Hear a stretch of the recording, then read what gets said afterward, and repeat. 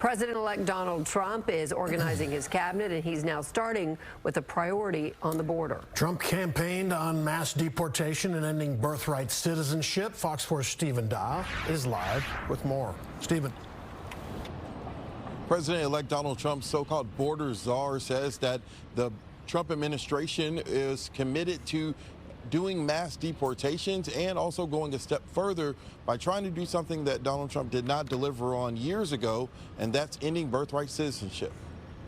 I've been yelling and screaming about it, telling them what they need to do to fix it. So when the president asked me, would you come back and fix it?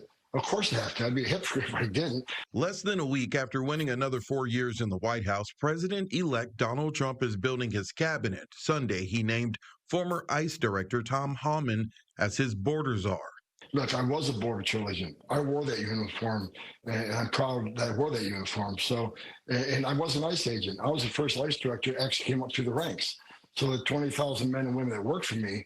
During the campaign, Trump made bold promises, saying on day one he will start the largest deportation program in U.S. history. Trump also said that he will end birthright citizenship by way of executive order, something he promoted in his previous term. Going forward, the future children of illegal aliens will not receive automatic U.S. citizenship.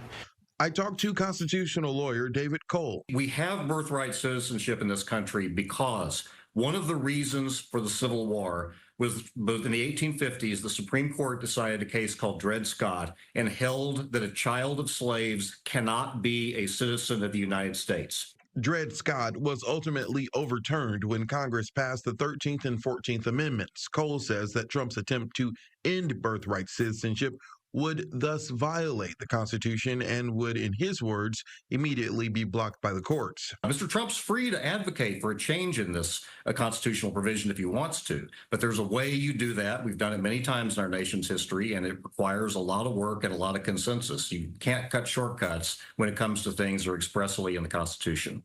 When it comes to mass deportation, Governor Abbott told reporters that Trump would prioritize criminals who are in the country illegally. That is something President Biden and other presidents have already done. From March 2023 to March 2024, more than 300,000 people have had expedited removals from the U.S. It's unclear if the federal government has the manpower to go even further, for example, with large-scale roundups at work sites, and how the government would verify each individual's status. But the deportation plan is something Homan told Fox News the Trump administration will carry out. I think that the calling is clear. I got to go back and help because every morning I get up, every morning I'm pissed off about what this administration did to the most secure border in my lifetime. So I'm going to go back and do what I can to fix it. Governor Greg Abbott told reporters that it's going to take some time for the Trump administration to implement their plan. He says the Operation Lone Star will continue to be a stopgap until that happens.